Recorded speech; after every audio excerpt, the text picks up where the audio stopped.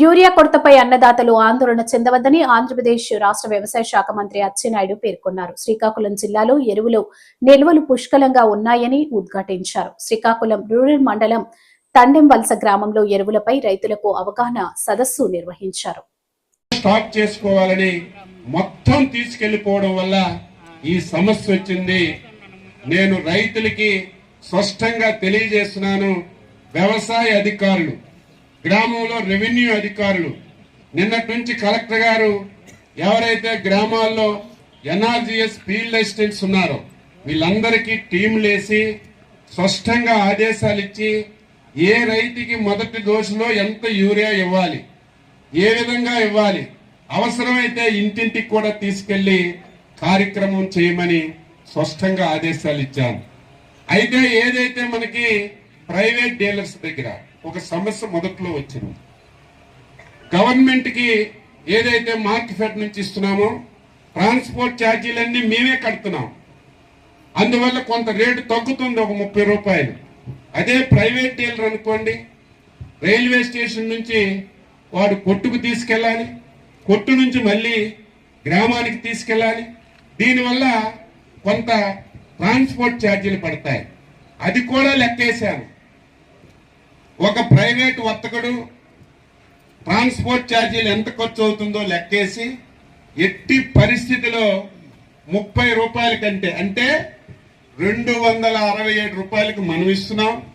అంటే దాదాపుగా 300 రూపాయల కంటే ఒక్క పైసా ఏ ఒక్క రైతుకి ఎక్కువ తీసుకున్నా యాక్షన్ తీసుకుని కేసులు పెట్టమని చెప్పాం.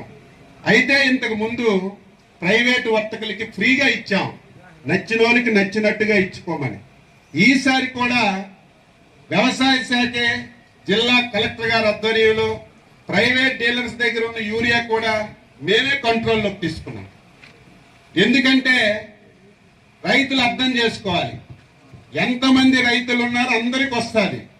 కానీ ప్రభుత్వం దగ్గర కొంత ఉంటుంది, డీలర్ల దగ్గర కొంత ఉంటుంది.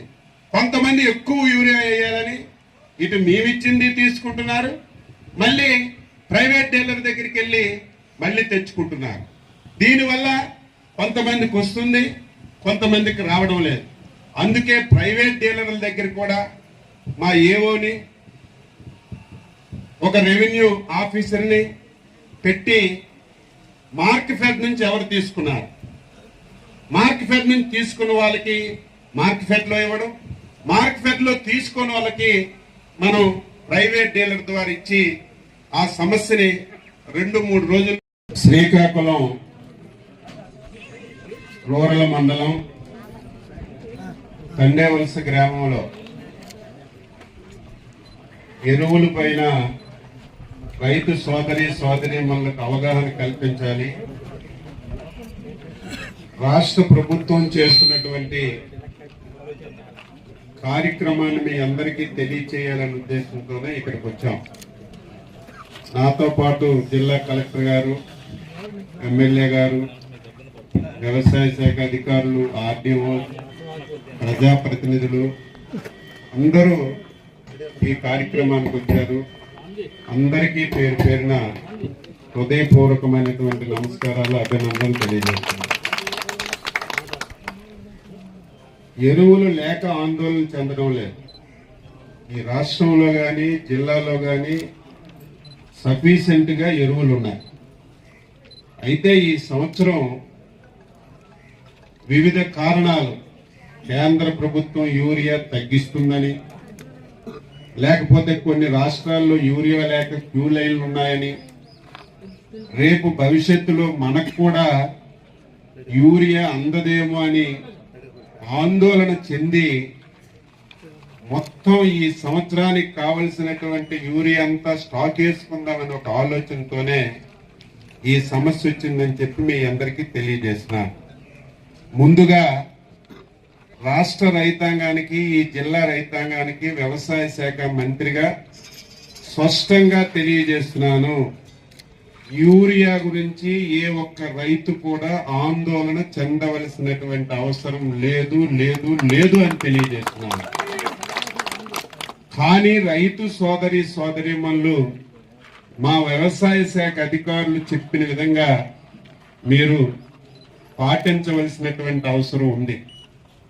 యూరియా ఇదేదో అచ్చెన్నాయుడు, శంకరు, కలెక్టర్ గారు కాదు, వ్యవసాయ శాస్త్రజ్ఞులు వరికి 3 సార్లు యూరియా వేయాలి.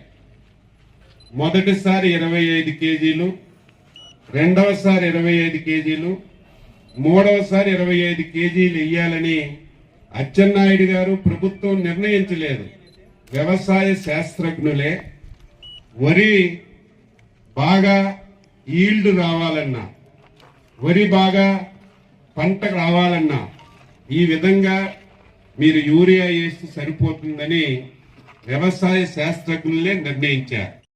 నేను అడిగితే కంపెనీ వాళ్ళ సిస్టమ్ పెట్టారంటే కంపెనీ వాళ్ళతో కూడా మాట్లాడారు. ఇక నుంచి ఆ సమస్య కూడా ఉండదు. ఇవన్నీ మీరు ఇదేదో నేను 10 మందికి చెప్తే ఇది సక్సెస్ అవ్వదు. మీలో మీరు మాట్లాడాలి, ఒకరికొకరు తెలుసుకోవాలి. తెలుసుకొని దీన్ని అమలు చేసి మీరందరూ కూడా చక్కగా వ్యవసాయం చేసుకొని తక్కువ పెట్టుబడితో ఎక్కువ లాభాలు వచ్చే విధంగా మీరందరూ కృషి చేయాలని, ఈ ప్రభుత్వం మీది. కష్టం వచ్చిన, ఇబ్బంది వచ్చిన, సమస్య వచ్చిన, ఏదో సమస్య ఉందని పారిపోం.